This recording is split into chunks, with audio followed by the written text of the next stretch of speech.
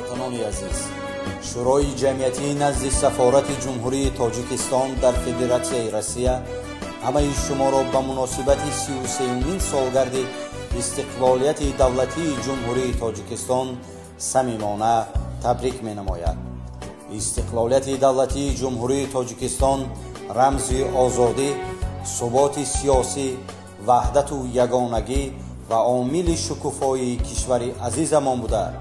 در دوران صاحب استقلالی کشور زیر راهبری اساسگذار صلح و وحدت ملی، پیشوای ملت پرزیدنت جمهوری تاجیکستان جناب عالی محترم امام علی رحمان کشورمان به یک دولت پیشرفته دنیا تبدیل یافته مایه افتخار و سرفرازی تاجیکان دنیا گردیده است.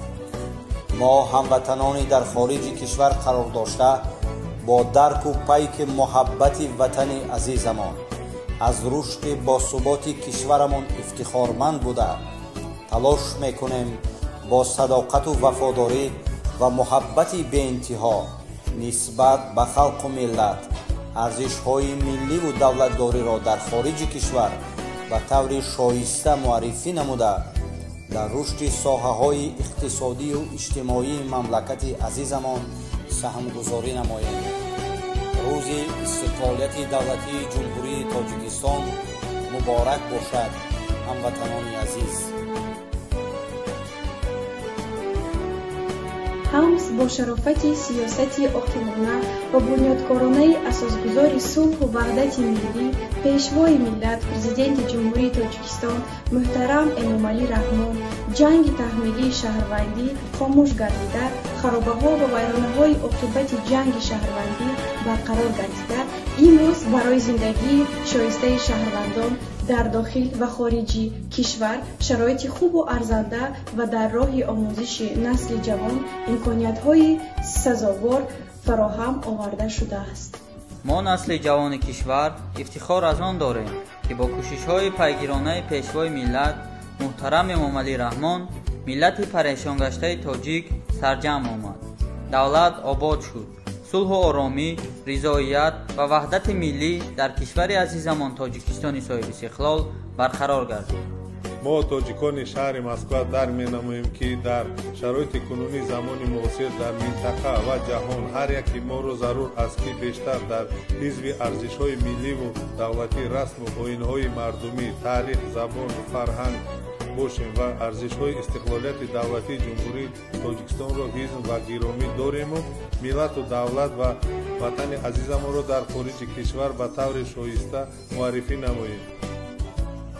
در دوران صاحب استقلالی کشور در راه حفظ غایه‌های استقلال خواهی، حمایه ارزش‌های ملی و دولتی، محافظت رکن‌های دولتداری ملی، هزارها نفر جوان مردان ملت بهر حمایه این مرزبون و ساخت کنستیتوسیونی کشور خدمت صادقانه نموده صدها نفر جان خود را به دریغ بخشیدند که سری تعظیم فرود می‌آورند.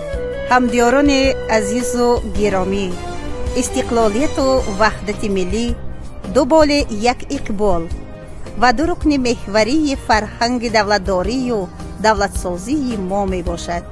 امروز ما تاجیکان در خارج کشور قرار داشته شکرگزاری از استقلالیت، سیاست خردمندانه و بشردوستانه اساسگذار صلح و وحدت ملی پیشوای معظم ملت محترم امام علی رحمان نموده از آن افتخار داریم که چنین کشور آزاد و آباد، دموکراتی و روشنموده در فضای صلح و ثبات کامل داریم.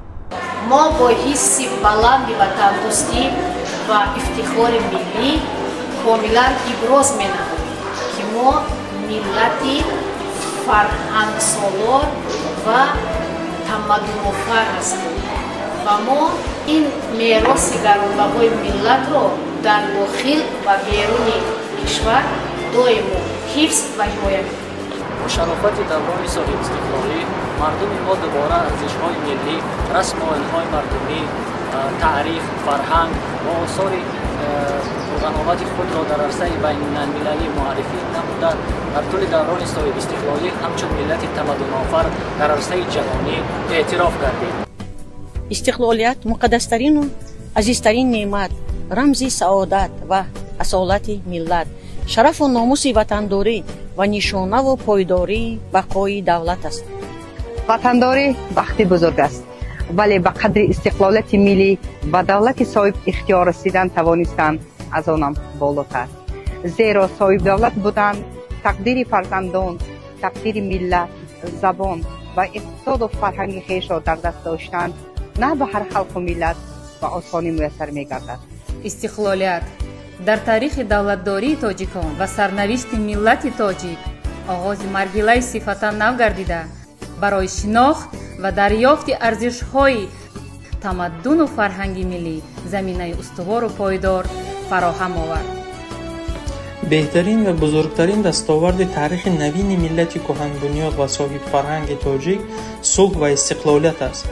وظیفه جانی و وجدانی هر کدام ماست که این دستاورد را چون گوهر چشم حس کنیم و شکرانه این نعمت بی‌بهای تاریخ را بجا آوریم. استقلالیت دولتی جمهوری تاجیکستان و ما امکانیت فراهم آورد که غایه وحدت را پرچم ملت کنیم. هموطنان عزیز، روز استقلالیت دولتی جمهوری تاجیکستان به شما و خاندان شما مبارک باشد.